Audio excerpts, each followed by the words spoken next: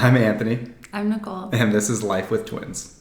Episode 2. All right, sounds good. So, last episode, we kind of did an introduction of who we were. And in this episode... We haven't changed. One of the things we were going to talk about, though, is our time with the miscarriage. So, that was sore subject, not as happy as we are. But... it's late and we're tired, so okay. I'm tired. He's not. I'm always up. All right. So about 3 years ago, let's be serious. So 3 years ago, we had been trying to get pregnant for pretty much 7 months. Yeah, 7 months. I mean, right after we got married, we had a little bit of time, and then we decided, hey, let's try and get pregnant. Well, she kind of thought that in her head, and I didn't. But he didn't really agree with me. But we had been trying for 7 months, and you finally got pregnant. Mm-hmm. And you thought that 7 months was a long time. I sure did. at that point. And that was pretty exciting. The day you got pregnant, would you say? How did you feel? I'm sure the day that I got pregnant was exciting.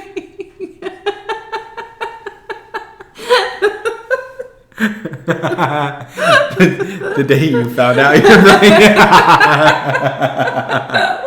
Okay, my bad. The day you found out you were pregnant was an exciting day. Okay. Yes, it was. Okay. Do you want to talk about that or no? Just move on. About the day that I found out that I was pregnant? Yeah, the first time. Sure. Well, we actually weren't even trying that month to get pregnant because we were getting ready to go to Europe. Mm-hmm. So we weren't even actually trying. And what do you know? We got pregnant. And, you know, that's what everybody tells you on your journey of infertility is, well, stop trying and you'll get pregnant. Well, that happened the first time.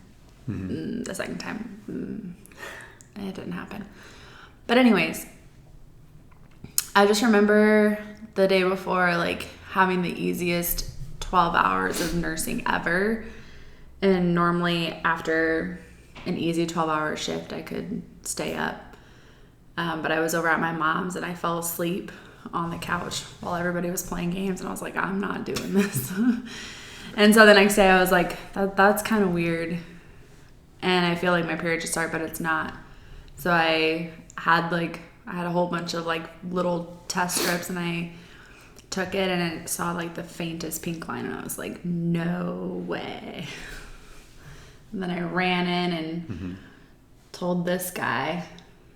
I woke him up and he was like, we're pregnant.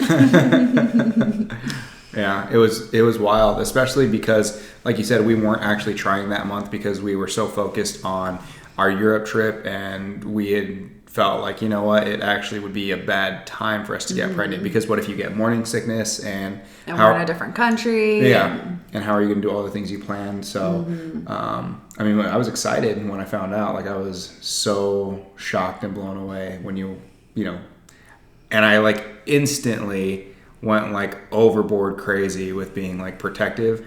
We were living in a 2-story townhouse, and he would yell from the room. I'd be like getting ready to go to work and he'd be like, hold on to the slide rail mid sleeping. Just like, yeah, I'm not gonna fall down the stairs. And even if I do, my uterus is so small it's not gonna hurt the baby. But still, it was instant for me. I would come home from work and he's sitting there watching documentaries on how babies develop.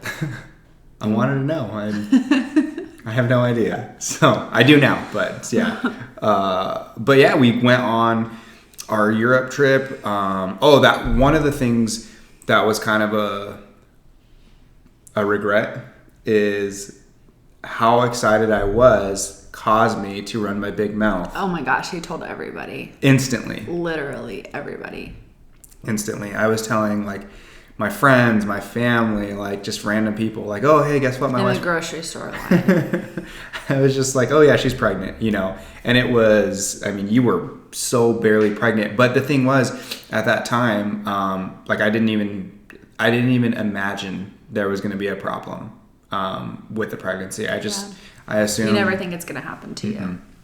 So we go to Europe. and we were having a great trip. Your main issue was how tired you were through a lot of it. Like you weren't really feeling a lot of morning sickness, right? No. I think I felt nauseous like one day, and I thought that was bad. Yeah. And so we were going through the trip, and you were just sick and I was tired and sick. Okay. All right. That one day you were sick. Okay. Oh, with like a cold. Right. Yeah, you got sick and then I got sick, but I couldn't take anything. But the one thing was that didn't you, like you said, when you had a feeling that there was something wrong? Yeah, that was after we got back and we were at the doctor's office, and they gave us a prescription for an ultrasound. And I just tuck it in the side compartment of my car. And then later on that week, we were on our way to church, and I looked down at it and it said like viability scan. And then it hit me that like, yeah, our baby could not be viable. Like it's very possible for us to go in and not have a heartbeat. And then I just remember being in church that day and just having like this overwhelming feeling of like grief and sadness, and just kind of like God telling me and preparing me for what that ultrasound was going to show, and that, you know, that there wouldn't be a heartbeat. And so he was just starting a job, like literally just, I think it was like your first week or so there. Yeah, because one of the things was when we were going to Europe, I made some mistakes and decided, hey, you know what? Let me quit my job. Let me quit my job and go to Europe. And then so I had lined up a job for when I got back from Europe. So when I started the job, the one thing was, it was training. You can't miss any time. You got to be on time every single day, cannot miss a single day. And because it had been a while since I'd actually worked a real job. I mean, I was working as a server like 2 or 3 days a week. I couldn't get extra hours. It was rough. It was rough financially, and, you know, we're stupid going on Europe. But still, you know, when we came back, I really couldn't miss. So I didn't even get to go to the doctor with you. No. And I had, you know, people offer to go with me, but like I said, I had that feeling that something bad was going to happen, and I just kind of knew that there wouldn't be a heartbeat. And I didn't want other people to be with me in that moment. Like if it was going to be somebody, I wanted it to be, you know, you versus somebody else. Plus, I'm not really like having everybody feel sorry for me, and like I just want to process it on my own. So I didn't really want people to be there and be sad for me at that moment. So, yeah, we had the ultrasound, and, you know, you can just kind of tell, like, when they're doing it, you know, they look at the baby, and then they start looking at everything else, and then they go back to the baby, and they're, like, really focusing on the baby, and you realize, like, you don't see any flutter, any movement. And before they even tell you, you just kind of know, like, what they're going to say. So even though I had like prepared for it, I obviously wished that, you know, it was just not gonna happen. So yeah, that was hard. It was really tough from both. So one of the things I want to do is, so on the next episode, I want to kind of talk about what life is like right after that happens. Both perspectives, you and me. That way we don't overload the audience with a bunch of stuff and they can watch it in pieces. So make sure to tune in next time on the next episode, and we're going to kind of go into the process of what happened right after the, what is it?